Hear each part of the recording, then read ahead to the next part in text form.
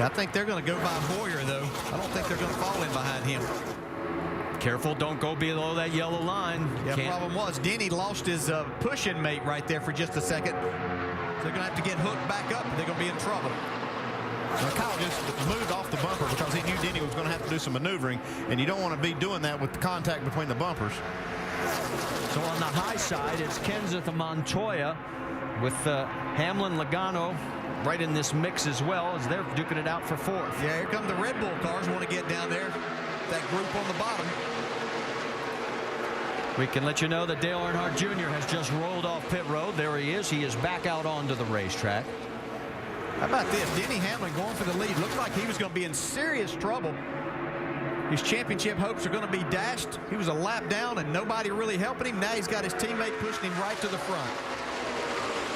And right now we have 24 different leaders and 79 lead changes. And these two are trying to check out. We've seen this happen several times today. Well, they have checked out now from this lead pack. And look at the difference, the swing. Remember what we showed you a while back? Just how fast your fortunes can change right now with Jimmy running in 27th position. Hamlin would like the checker flag right now. Yeah, you keep those numbers in your mind, but obviously things are going to change here before we get to the end of this race. 29 to go. Kyle needs to let his engine breathe. Denny will tuck in right behind him. And here they go, trying to pick right up. The 48 has found the 24 as those two have finally gotten together, and they have been talking to each other about helping each other. What's the latest, Dave? Yes, they were earlier, and then the 48 just recently during this caution talking about when it might be time for them to go. Listen.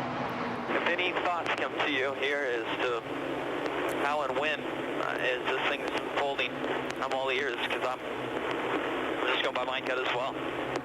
Typically, we're getting cautions around 177. You know, we just got to be wise. I think, you know, if we just start thinking about 174, 175, start thinking about easing your way up there slowly. That's about 15 laps from now, and as you noted, Marty, the 24 is back there with him. He's got teammate help. Well, and Chad is remembering history. The big one on lap 175 or later in each of the last 5 races here at Talladega. Well, it's just the chances are so much greater when you get into that part of the race with 10 or 15 laps to go that everybody's pushing and shoving, and it's just almost impossible not to have one. You see only 3 cars. Now 2 cars are on that inside line, and we've sort of gotten back to single file right now with Kyle Busch running up front, Denny Hamlin second, Kenseth third, Montoya, Logano rounding out your top 5. Yeah, but I like those guys' idea of that strategy of wait until somewhere inside of 15 to go. You've got plenty of time. We've seen how quickly 2 cars get hooked up together. I wasn't sure that Jeff Gordon and Jimmy Johnson were going to be on the same page of helping each other, but it looks like maybe they're ready to do that when the time comes. They're running 27 to 28th right now. 4 seconds behind the race lead.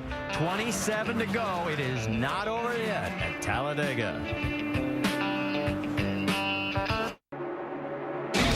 AMP Energy Juice 500 at Talladega is brought to you by The Legend of Talladega. Watch The Thrownet by Terry Gilliam featuring David Arquette and Dale Jr. at legendoftalladega.com. Goodyear, the official tire of NASCAR. Go to Goodyear.com to learn more. And Bank of America. NASCAR fans should appreciate the speed of our ATMs. No deposit slip, no envelope, quick and easy. Back here at Talladega, we're glad that you're with us. This has been going fast and furious here lately. Just like April, where we set records 29 and 88 all-time marks. We're at 24 and 81 right now. Kyle Busch is out in front of Denny Hamlin, with Matt Kenseth, Juan Pablo Montoya, and Joey Logano rounding out your top 5. We have a total of 33 cars on the lead lap. First car 1 lap down is Tony Stewart. At one point he was 2 down and all but out of this race. Now the 1 car of Jamie McMurray is on pit road, damage on the right side, and we can show you what happened. It happened during the break. It was involved in an earlier caution with Jeff Burton, where Burton got into the right front of his car, and then here after they've been on pit road and fixing it, looks like he may have gotten the right front flat, went up there and pounded the wall. Yeah, and the second hit was after the safer barrier, so no give there, and so that's why they are on pit road. So a tough day for Jamie McMurray as Kyle Busch leads another lap. Looks like they're content to let those Gibbs cars right up front right now. Well, I think everybody's kind of regrouping here, kind of catching a breath and saying, we know this is going to get crazy here before long, so let's let it go as far as we possibly can here single file, and they'll all get their nerve and get ready to go again. Jimmy McMurray is pulling back out onto the racetrack. We can tell you the 81 lead changes, now officially the second most in NASCAR series history. As this train of cars continues to roll on, not a lot of bump drafting at this stage. Although there, did you catch a glimpse down low, the 24 and the 48, or is that the 16? 16, yeah. Greg Biffle. I was expecting to see the 48. And whoa, now Mark Martin comes down. A little late. Look out. A little late. And that's going to cost Mark a few spots because now he's hung out. What did I do wrong? Yeah, right idea, just wrong time. Well, if Gordon was going to help Jimmy Johnson, something got mixed up in the communications because Johnson's still back in 26th. Yeah, but look at him go. Jeff is flying. He's now 16th and climbing. You can see Biffle's gotten off of him there for just a minute, though. That's going to hurt him. It looked like a little debris flying back there. It may have just been tape off of somebody like Kevin Harvick's car. See Bobby Labonte in that group right there. He's on the lead lap. Joe Nemechek, too. Bobby shown in 21st position. Nemechek in 18th. A little further back, top of your screen, there is the Lowe's 48, a side-by-side with Mark Martin. Meanwhile, up front, you've got Kyle Busch, Denny Hamlin, and Matt Kenseth. Let's go back a little bit further, check in on Kevin Harvick. He's in the 9th position right now, and there's a good view of his nose. And actually looks better than I thought it would look at this point. I think he's actually lost a little bit of the tape that was on the front of that. Doc, what's the latest you're hearing down on pit road? He has lost some of the tape, and he has a big dent in the front of the nose. Let me show you what they're going to try to do. Kevin said, I can hang on, but I can't go anywhere. So if they get a caution flag, they're going to come in, and they're going to bolt this on the front of the car to try to take that dent away and let some of the air go over the nose of the car and down across the hood. They think that will allow Kevin to pull out and maybe make a move. Right now, he's just hanging on for all he can to stay in position. So he's hanging right now, as we said, in the 9th position. This time by now, we'll have 19 laps to go here at Talladega. Yeah, his problem's going to come when we get inside of 10 laps and everybody starts hitting that go button.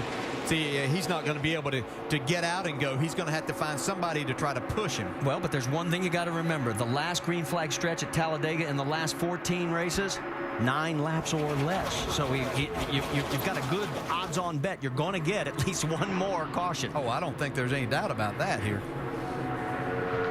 This is just kind of like the calm before the storm, boys. Everybody's been wondering if and when we are going to have the big one. It looked like it was going to be when Jeff Burton and Dale Earnhardt Jr. got into the wall, but it was only those two at that time. As you can see right now, everybody pretty much in line with Kyle Busch leading the way. Kyle has now led a total of 14 laps. The most laps led by any one driver today is Dale Earnhardt Jr. He's led 24 laps out of the 170 that we've run. A little bit further back, about 6th and 7th spot. Martin Truex Jr. and Kurt Busch are in line. Let's get an update on those two from Dave Burns. Kurt Busch rides in 7th with an undamaged race car. He said after final practice yesterday, the 2-car draft, so dangerous, yet so potent. And the 56 car right in front of him, Martin Truex Jr., that's the guy that he thinks he can go to the front with. They've talked about it. That's the plan. They're not there yet, though. Kurt tucked up right underneath him right now. Meanwhile, here we come by the tri-oval again. Over the stripe, Kyle Busch will now lead another lap. And with 17 to go, everybody starts to wonder, including all of us, when is go time?